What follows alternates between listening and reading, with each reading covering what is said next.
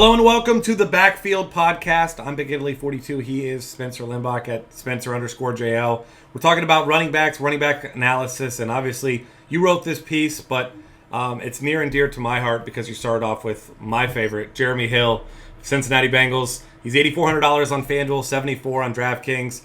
Bengals have a 24-point Vegas team total going up against the Chargers, who, last week got off to a really bad start, but the defense over the last three quarters was better, but also they didn't face a running back anywhere near the caliber of Jeremy Hill. So he's going to get volume, and he's been productive when he's gotten his opportunities.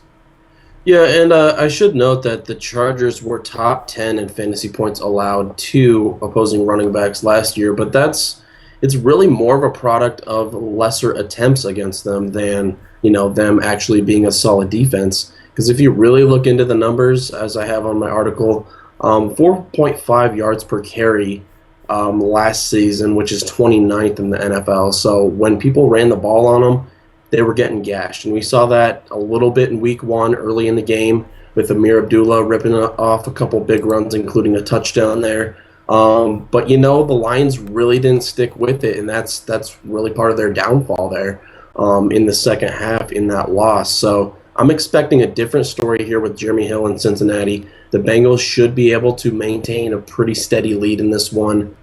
Favorable game flow for Hill there with the Chargers traveling across country. I'm really expecting the Bengals to jump on them.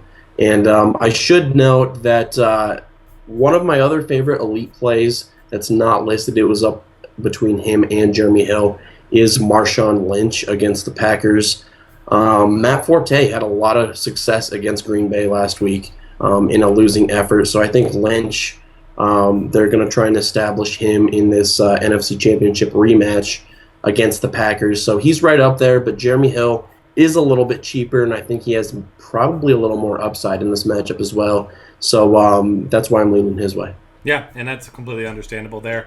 Next up, Justin Forsett, a guy that some people are all up in arms about, and they're giving up on him already, and they're dropping him or trading him in their season-long leagues and whatever it may be. But, that was a very tough matchup against a good Denver defense last week, and Joe Flacco was terrible, but, the entire game was ugly. There wasn't a single offensive score. So now he gets to face an Oakland team that, as the guy we just were talking about, Jeremy Hill, he didn't have a ton of yardage, but he also didn't have a ton of carries. The game got out of hand pretty quickly, scored a couple touchdowns there. And, this offense, there's a couple big names on that defensive line, but that's about all they were against the Bengals. And granted, the Bengals have one of the better offensive lines in football, but Baltimore offensive line is not a bad one either. And Justin Forsett, especially that DraftKings price, the FanDuel price not bad either. I think he's definitely a nice source of value this week. Yeah, and I really like him up here. You could kind of make an argument for some other guys as we'll get into, but I think Forsett ranks up there deserving your consideration just on matchup alone. Oakland dead last in fantasy points allowed to running backs last year, and they're off to a pretty good start, letting that happen again this year too against Jeremy Hill last week. So yeah, definitely a cushy matchup for Forsett. The only problem here is you're thinking maybe some goal line carries will get siphoned from him, as they usually do, but I still like Forsett here. He should be active. Great yards per rusher. As we saw last season, he was over 5 yards a carry for most of the season. So against this bad run defense, in a game that Baltimore's favored to win despite being on the road, definitely a nice situation, and maybe he can break one off and get into the end zone too. So I really like the spot for Forsett. Another guy I kind of wanted to mention on here, he is not in the article, but he is. Everyone was talking about him last week, that Monday night game, Carlos Hyde. The Buckeye, you can take pride in that. So yeah, he's definitely looking like the workhorse running back for San Francisco, and Reggie Bush getting dinged up in that game certainly helps his cause. I know Bush is listed as questionable, but everything I've seen is he's on the wrong side of questionable. So you can take comfort that Hyde will get majority of the carries, upwards of 20 yet again. He's facing Pittsburgh at Pittsburgh, so they come in as underdogs, but I'm expecting a heavy dose of Hyde. I think San Francisco really wants to establish him, take some of the pressure off of Kaepernick, especially on the road. So he should have a chance to do some things, and he's only 5,100 on DraftKings. So that's an awesome price, and you can roster 3 running backs on that site with the flex positions. So Carlos Hyde on DraftKings 5,100. FanDuel a little bit more of a conversation. I think he's 7K or something like that, maybe a little bit more. More of a conversation there, but someone to also consider. Yeah, and I mean, like you said with Reggie Bush, we've seen this before. Minor injuries have kept him out for longer than they would with most people. So whether he plays, whether he doesn't, even if he plays, I mean, I'm not really too concerned about Carlos Hyde. Maybe some between the 20s, but he's obviously the goal line back, kind of the opposite of Justin Forsett in that regard. Next up, one of the best values of Week 1, and he's a hell of a value once again. Chris Ivory of the Jets had himself almost 100 yards, had 2 touchdowns, almost had a third touchdown that got called back. And the Jets aren't projected for a lot of points, but of course they aren't projected for a lot of points because this is just not a good offense, which is all the more reason why they're going to rely on a guy like Chris Ivory. And there are some weapons on the outside now, which should open up the running game. You got Brandon Marshall and Eric Decker on the outside as well. I mean, it's Ryan Fitzpatrick, he's adequate. He's like an old Alex Smith, I guess you could say, kind of a game manager type. But those game manager types like to rely on their running back, and we've seen that last week. We saw Bilal Powell get a bunch of garbage time carries as well. I think the 2 of them combined for over 150 yards or something close to that. So this is still a Jets offense that's a run-first attack, and you got to expect that Chris Ivory is, especially on DraftKings, going to be pretty popular again. Yeah, and this is that Monday night game at Indianapolis. Indianapolis, they were pretty, if you look at the numbers, they were mediocre against the run last year. But then you factor in lesser attempts against them. They actually ranked 24th in yards per carry allowed. So when people did run the ball on them, they were having a fair amount of success. Ivory, you have to figure some of that confidence is going to carry over to this week, especially Chan Gailey, the offensive coordinator, leaving him in there, utilizing him as a workhorse running back. So you're kind of concerned about the game flow here with the Jets coming in as 6 to 7 point underdogs.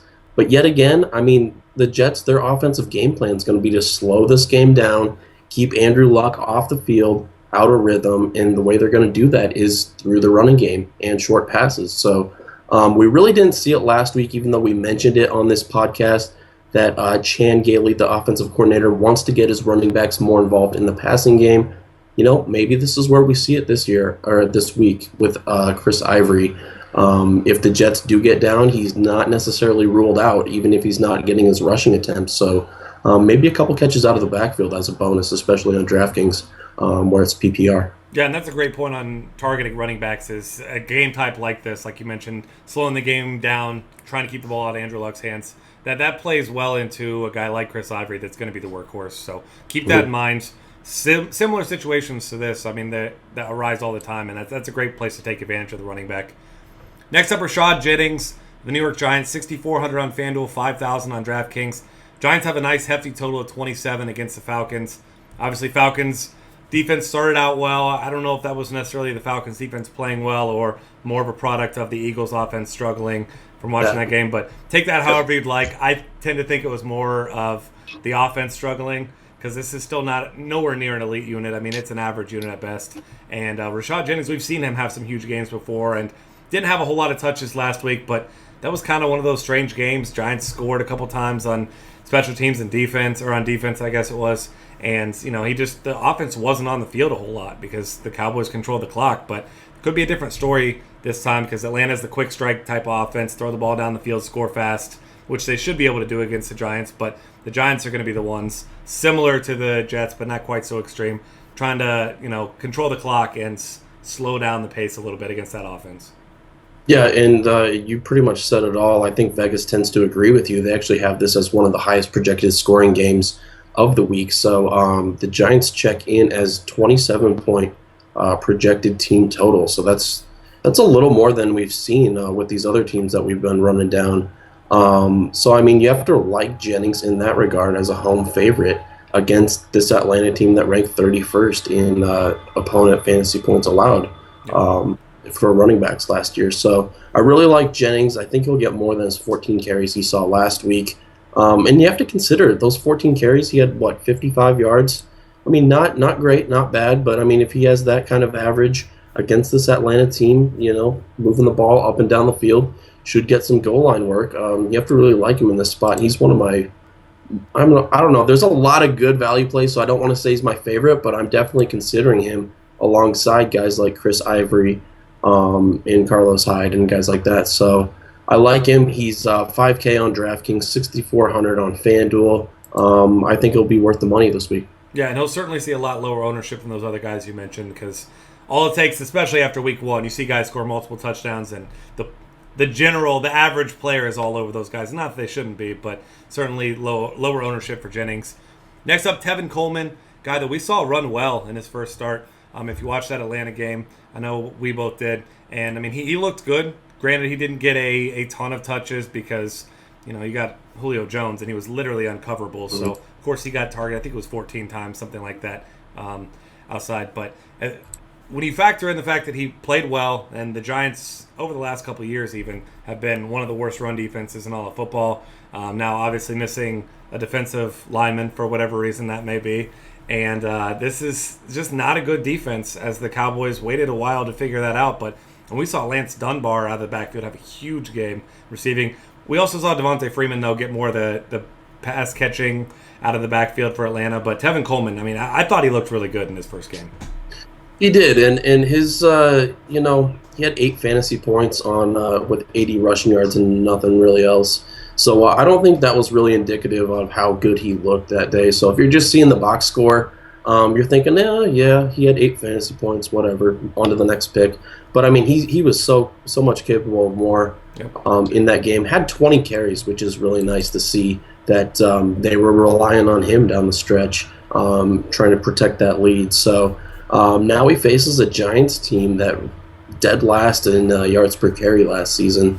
4.9, and he's actually $200 cheaper on FanDuel this week, which is a nice little. I don't know if they put the salaries up before that Monday night game, and that kind of. I think they are posted Monday.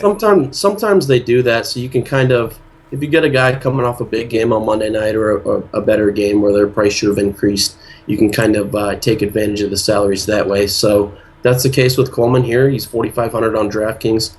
Insanely cheap there, $6,500 on FanDuel. Taking on one of the worst run defenses. I mean, I really like it. Yeah, and that's a great call there. Last up, Lamar Miller, a guy that, as you mentioned in the article here, burned a bunch of people, including you. And he's one of those guys that, I mean, he's capable of a big game. And I was even telling you before the show, he's one of those guys I look at and you like him. And I end up just not having as much exposure as maybe I like or I should have in some matchups. But this matchup here against Jacksonville is a good one. And a 24-point team total for Miami. They struggled a little bit on offense last week, as we saw, surprisingly, very surprisingly, against the Redskins. But I don't expect that that's going to be the case moving forward. I mean, this is an offense that has a ton of options, Lamar Miller being one of the main ones, of course. So you got to think that if you want to try to build some balance and some continuity with your offense, sticking with a guy like Lamar Miller and getting him heavily involved in a matchup like this that this team should win fairly easily is definitely a good way to go. Yeah, and it was kind of a tease in the preseason. They said Lamar Miller would be this workhorse running back, get 20-plus carries a game, and then he came out and really didn't do that, had like 13 carries in the first game. So even though they had a lead for most of that contest. So I'm thinking they didn't get Miller as involved as they wanted to. It didn't go according to plan, and they kind of just switched up the game plan. So there is a chance that this week at Jacksonville, we could see them kind of execute that preseason strategy, get Miller more involved, especially checking in as 6-point favorites against this Jacksonville team that ranked 27th against the rush last season. So, maybe we see the good Lamar Miller this week, and, he's definitely capable of 70-plus yards and maybe a touchdown or two. So he's involved in the passing game as well, getting a lot of snaps. So I think, despite that bad performance week one that a lot of people are going to see and just head elsewhere with these running back picks, I think Lamar Miller might make for a decent GPP play. Decent game flow here, and he's 6-point favorite for Miami. Should give him the ball plenty of times down the stretch, and he could get another garbage touchdown. Yeah, and like you mentioned, 6-point total, definitely good for the running back of the favored offense, because you got to imagine if all goes to plan, which it should, then he's going to be running out the clock late in the game, getting some extra touches. So Yep. that's going to wrap things up. Find us on Twitter at DF Cafe. Subscribe to our YouTube channel. Lots of great content for MLB, NFL, college football, even PGA at dailyfantasycafe.com.